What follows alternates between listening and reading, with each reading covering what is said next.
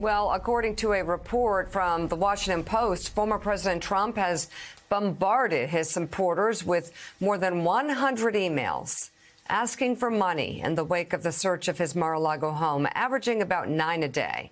And it has paid off, with contributions to Trump's PAC topping $1 million on at least 2 days, with donations remaining above average, according to two people familiar with the figures.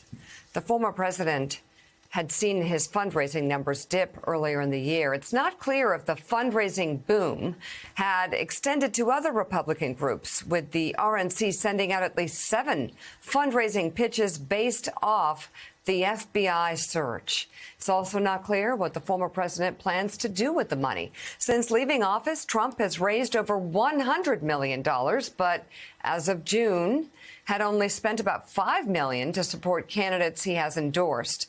The recent barrage of fundraising emails is reminiscent of similar tactics Trump and his team used following his loss in the 2020 election, urging his supporters to donate to a so-called election defense fund. The effort raised over $250 million, but as the January 6th committee has revealed, no fund ever existed.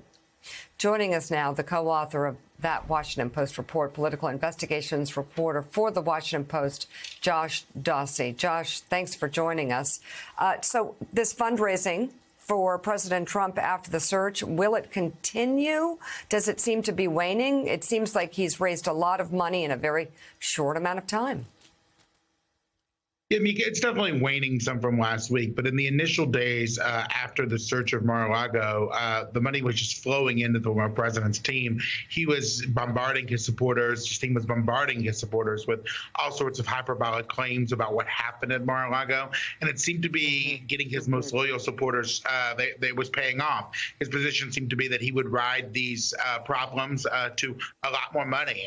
We don't really know exactly what he'll use that money for, but there seems to be this desire from the former president to take what seems to be a prickly legal situation at best and make it into a juggernaut of cash for him. So, Josh, as Mika just said, we learned in the January 6 hearings that Donald Trump and his allies sucked up $250 million worth of his supporters' money to a fund that didn't exist, raising questions about fraud. And now this PAC has $100 million to Donald Trump's PAC. They've spent about $5 million supporting candidates. And most of the money hasn't been spent, which raises the question, what are they doing with all this money they're raising from supporters? Well, you're right. He's left most of the money in kind of a slush fund of sorts. They've given a little bit to a few candidates, Brian Kemp in Georgia, Harriet Hageman in Wyoming, some other nominal checks here and there.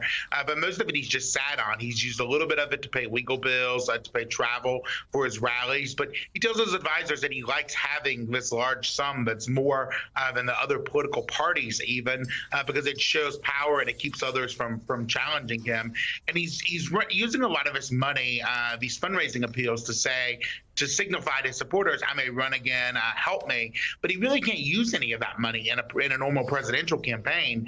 And there's lots of ways he can use it just for personal benefit. So he has a large amount of money that he's sitting on, a few restrictions on it, other than he can't use it really for a presidential campaign.